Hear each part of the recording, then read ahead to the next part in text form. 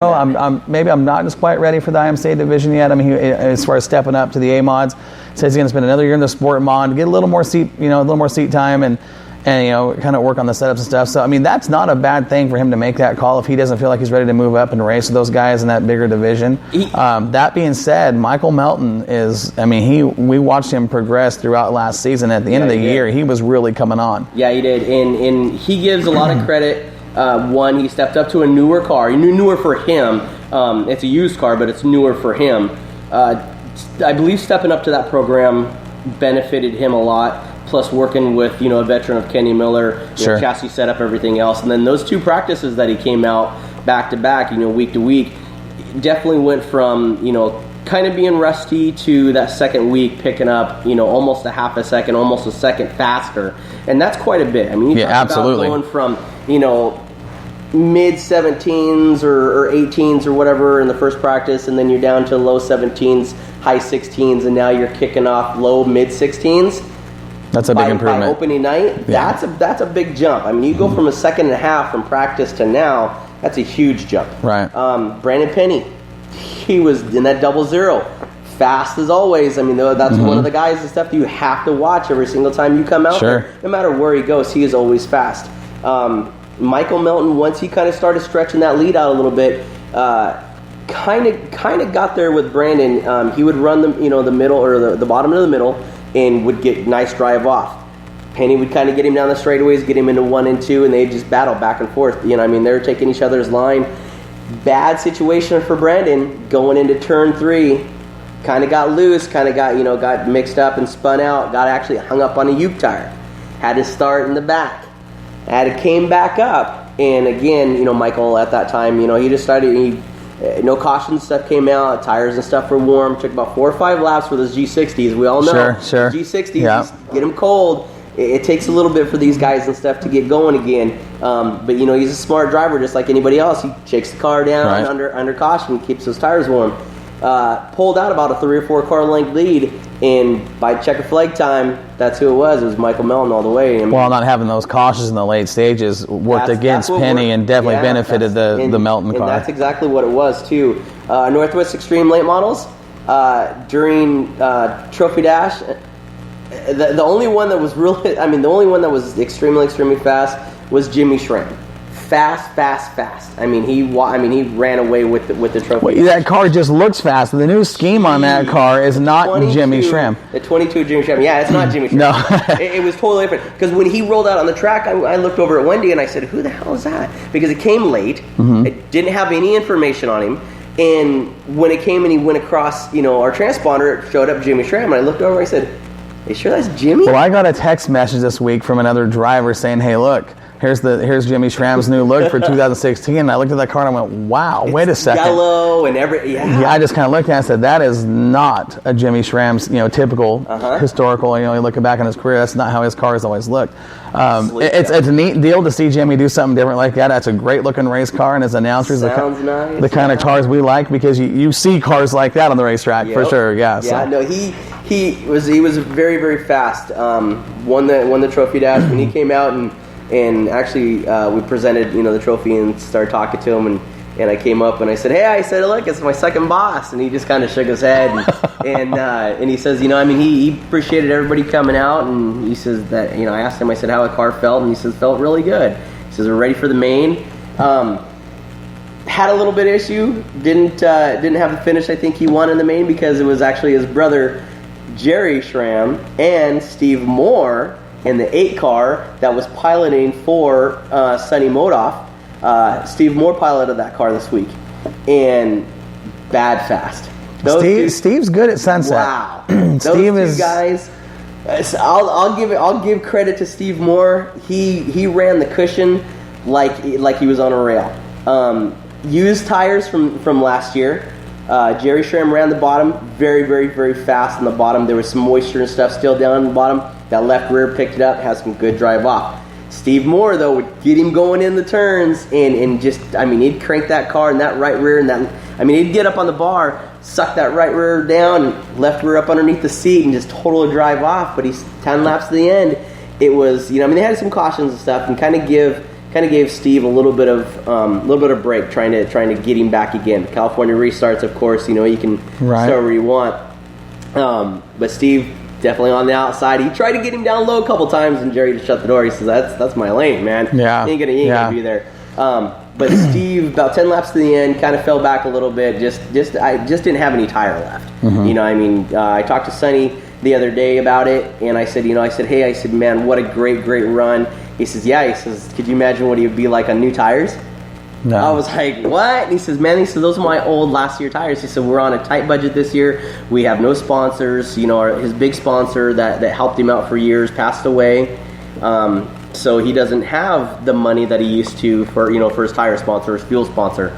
So that's why, that's why he has on used tires. I said, well, for used tires, Steve Morris, hell of a man, hell of a wheel man to sit there and make that car. Have you ever? I mean, that's not the first time you've seen Steve in a late model Sunset. Right. He gets along with that racetrack very well. Love Steve is he's a good driver at that track, and you watch Steve and Jimmy. Those guys they're pals. And there's some history there with those guys as far as a friendship goes for years. And you get those guys side by side in a racetrack, and that friendship starts to get it gets a little hot and heavy between the two. They respect each other, but they don't give each other a single inch. It was funny. He actually got on the side of Jerry about lap 18 or so, and let him know he was there. Showed a nose.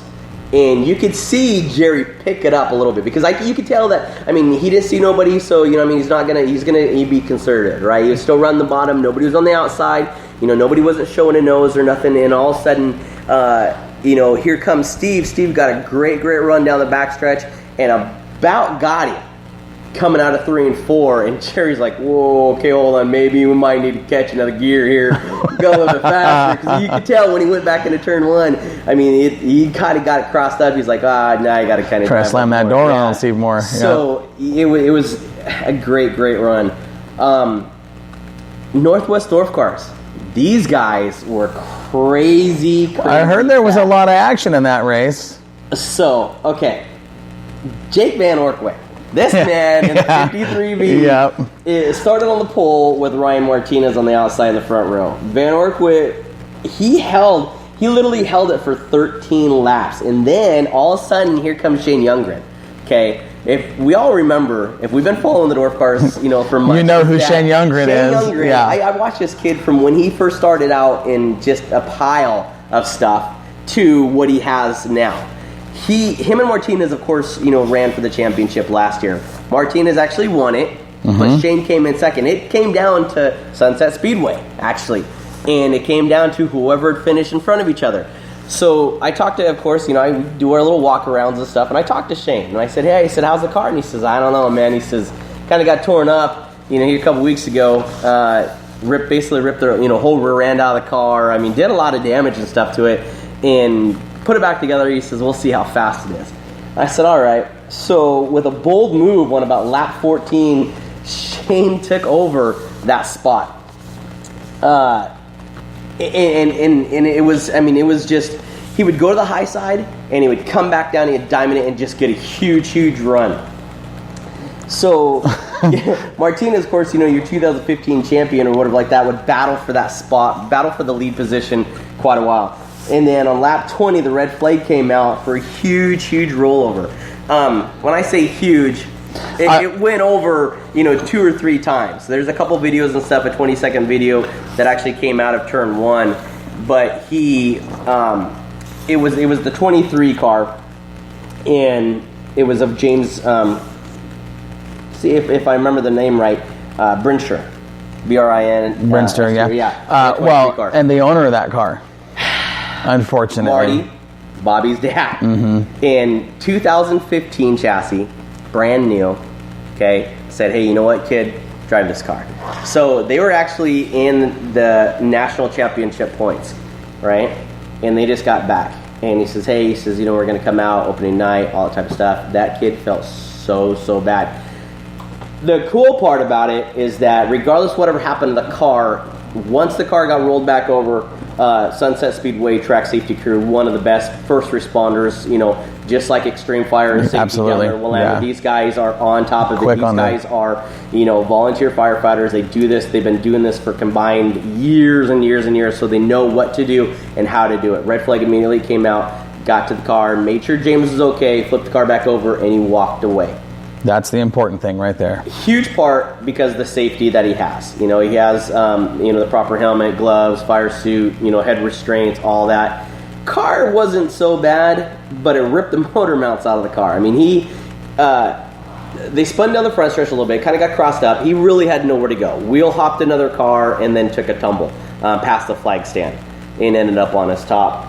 But Well, I heard that car in that wreck from the reports that I received at Willamette Speedway was, that car where it started flipping and where it ended, there was quite a bit of distance between those 2 points. it was from the flag stand to almost about turn one, so there's probably about 100 feet. Yeah, that's It took a good once it hit the nose and cartwheeled. It cartwheeled twice, end over end, and then landed on its hood. And the thing about those dwarf car wrecks, I mean, they're small cars, they're violent. They're violent. The flips are so fast, the way that the car turns. Open wheel. Right.